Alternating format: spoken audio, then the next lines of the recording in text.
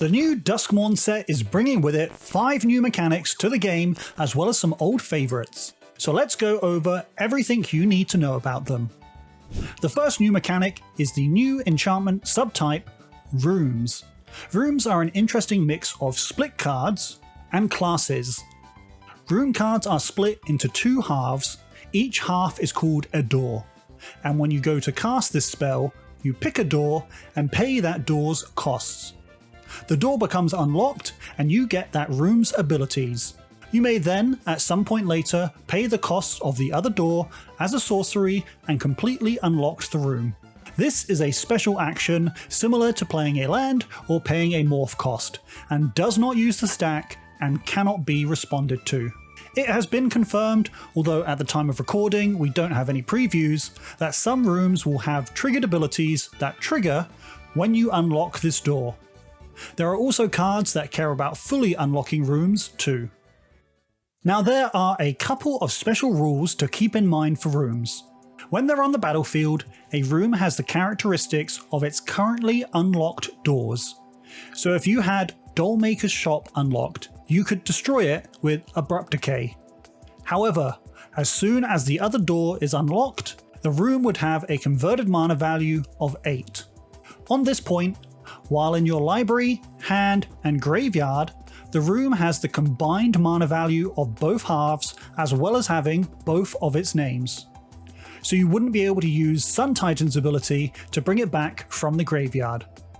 However, while on the stack, it will only have the mana value of the half you're casting. Another thing to note is that while in play, if both doors are unlocked, the card will have 2 names too.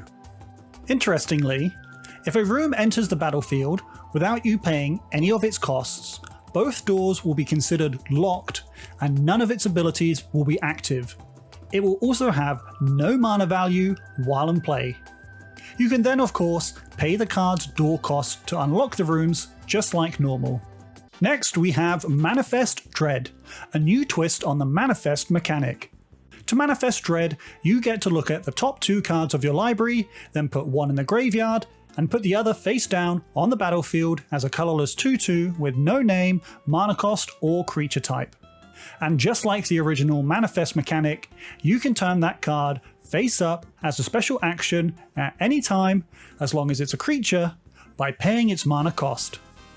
Every seasoned player knows that putting cards into the graveyard is never a bad thing, and being able to choose which card goes where is an excellent buff. Don't forget, there's plenty of face down synergies in the previously released set, Murders at Karlov Manor. A couple of other rules to remember with face down cards: you can't mix them up with other face down cards, they always must be easily differentiated from one another. If one of the manifested creatures has the morph ability, you can pay that cost instead to turn it face up. A neat trick to remember: if you blink a face down creature, they'll return to the battlefield face up. However, any non-permanent cards will remain exiled. And don't forget, at the end of the game, you must reveal any face down permanents to show your opponent they were put face down legally. Next we have Survival, a triggered ability that triggers at the beginning of your second main phase if the creature is tapped. All the creatures in the Duskmourn set with the Survivor creature type will have this ability. Keep in mind, this ability doesn't care how the creature becomes tapped, just that it is so by the beginning of the second main phase. So you can simply attack with the creature, or perhaps use something like Convoke and tap the creature that way. Any mechanic that gives a bonus via things you would normally be doing is always something to keep an eye on. One rules thing to note: if the creature becomes untapped while the survival trigger is on the stack, the ability won't do anything. Moving on to another simple mechanic that rewards you for simply playing the game: Eerie. Eerie is a triggered ability that triggers whenever an enchantment you control enters the battlefield, or whenever you fully unlock a room. Again, another mechanic to keep a close eye on, as this is extremely easy to trigger. We also got Valgavoth's Lair, which is an enchantment land, so this will trigger Eerie too. On to the last new mechanic of the set, we have Impending, and this is my favourite of the lot. Impending is a mechanic that is appearing on the cycle of Overlords, one for each colour. As an alternative casting cost, you can cast the Overlord for its Impending cost. The Overlord will enter with a number of time counters equal to the number next to Impending. For as long as it has a time counter on it, it isn't a creature. At the beginning of your end step, you remove a time counter from it. Just to make things perfectly clear, if you cast the Overlords for their Impending cost, you will get the Enters triggered ability. And of course, your Overlord will be completely immune to creature removal or creature board wipes, with the downside being that it can't attack or block. Once that last time counter is removed, it's back to being a creature again.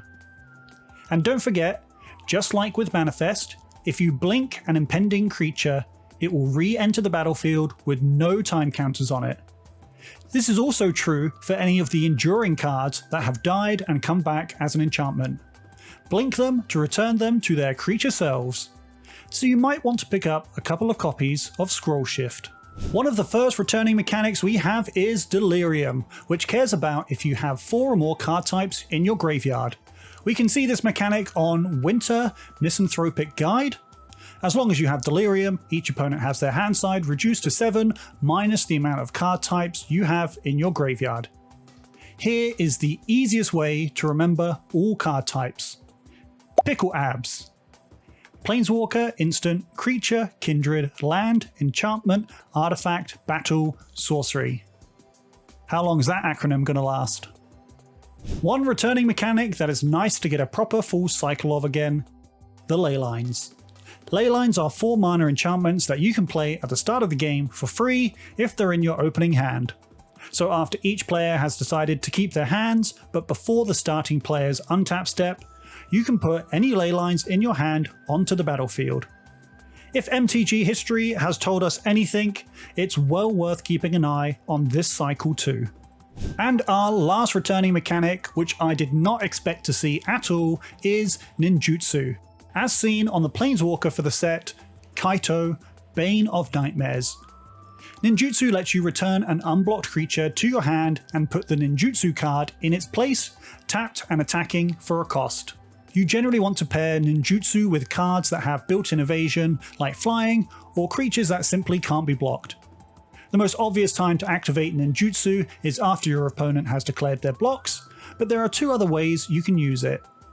If your opponent goes to remove one of your creatures after the declare blockers step, you can simply Ninjutsu them away and let the removal spell fizzle.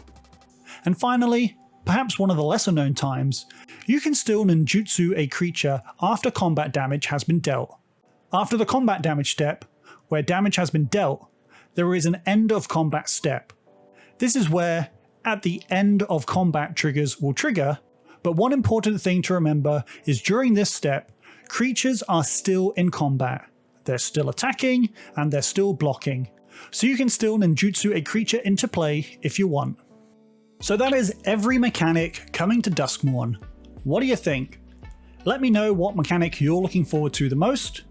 As always, if you learned something, be sure to like the video and subscribe, because if you don't,